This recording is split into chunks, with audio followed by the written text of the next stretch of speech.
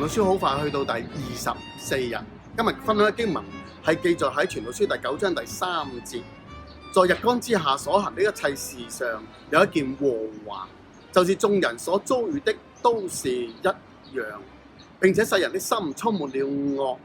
活着的時候心裏狂妄，後來就歸死人那裏去。嗱，喺我哋之前嚟咗3分鐘講到，喺世間上沒有一個經常行善而不犯罪嘅義人。今日經文重點係講到人充滿惡。弟兄姊妹，原來當我哋嘅始祖亞當夏娃犯罪之後，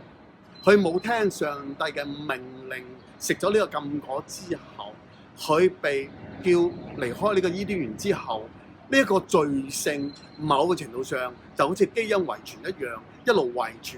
落去唔同嘅人，包括你同我，使人類充滿咗咩啊？惡。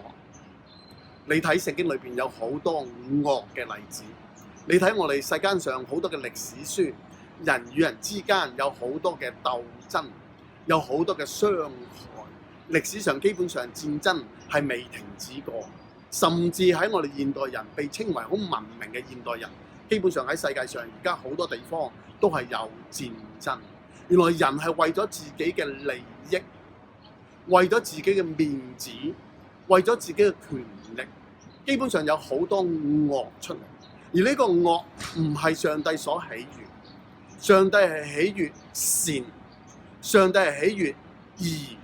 喜悅人行喺善道當中，行喺義道當中。上帝係唔中意人行喺惡當中，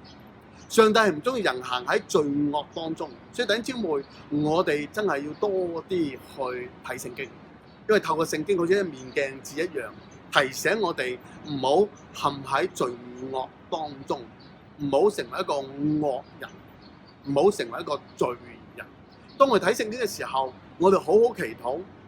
好好靈修，好好有小組或者團體嘅生活，有返教會敬拜聽道嘅時間，好多呢等等嘅聖經嘅説話，透過聖靈，透過聖經嘅説話，透過人嘅説話，就會提醒我哋遠離咩啊？惡道，唔好成為一個惡人。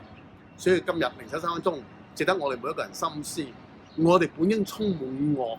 但我哋要靠着聖靈嘅幫助，靠着耶穌嗰啲寶血嘅遮蓋，我哋遠離惡，走向善道同埋義道當中。